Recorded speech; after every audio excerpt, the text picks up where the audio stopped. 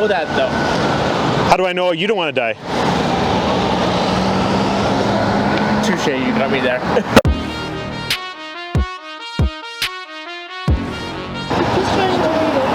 Just trying to read it? I'm asking people if they agree or disagree. I don't know, I just have Unusual? I say neutral. Neutral. Neutral. Do you think you can pick a side when it comes to animals and whether or not they should be abused or not? I'll give you a different question here. Let's see if this one clarifies a little bit more.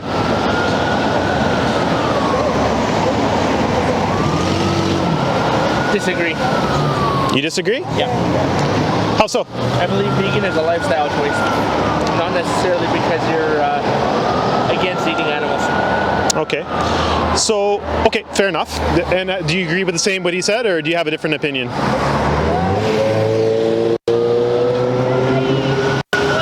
understand at the same time, like, back in like the olden days, that's how people survived, right? Okay. But these days, we don't eat animals, but it's not necessarily wrong, in my opinion. So you're right. Yeah, it used to be something did out of necessity to survive, right? And that's not the case anymore. So how do we justify taking an animal's life against their will when they don't want to die? I'll let you answer. How do we know that, though? How do I know you don't want to die? Touche, you got me there. Because we would err on the side of caution, right? But we also look to evidence, right, to make any conclusions. If you say, don't kill me, you start screaming out in pain when I'm cutting you, you'd probably say, okay, he doesn't want to die, not voluntarily anyways, and I would stop doing that, right? What do you think animals do in the slaughterhouses? Yeah. So in that case, if we are doing something against someone else, would it not be abuse if they don't want that? I guess so, in a way, yeah.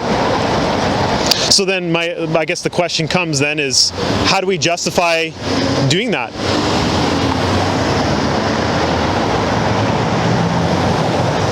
I don't know. Because if you put yourself in the victim's perspective, and I said, you know what, I'm gonna cut you up and put you on a hamburger shelf and eat you for dinner, what would be your immediate reaction?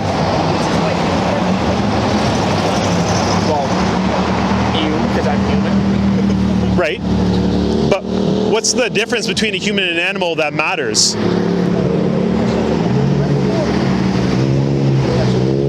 We both feel pain. We both have families. Yeah. We both want to experience life. We do have an experience of life. So those are the things I think that actually do matter. Like, just because we don't walk on four legs and we don't, make grunting noises, doesn't mean we should be able to just automatically take away their rights because they can't do the same things we do. True. Right? Yeah. Do you think you have to have a certain intelligence level or ability level in order to get certain rights? No. So would that also apply equally to animals then? Yeah. Okay. So, is there any other justifications you can think of for not being vegan today? That's the way it is. Not really. Okay. So is there anything that would stop you from being vegan right now? I'm not sure. It's a difficult thing to think about on the street, right, in front of a stranger, right? Yeah. But I think ultimately, deep inside, people are vegan. We don't want to cause pain and suffering to animals, right? If we had to kill animals ourselves, all of us would choose a more kinder and gentler approach, right? Yeah. Do you think that there's such thing as humane slaughter? No.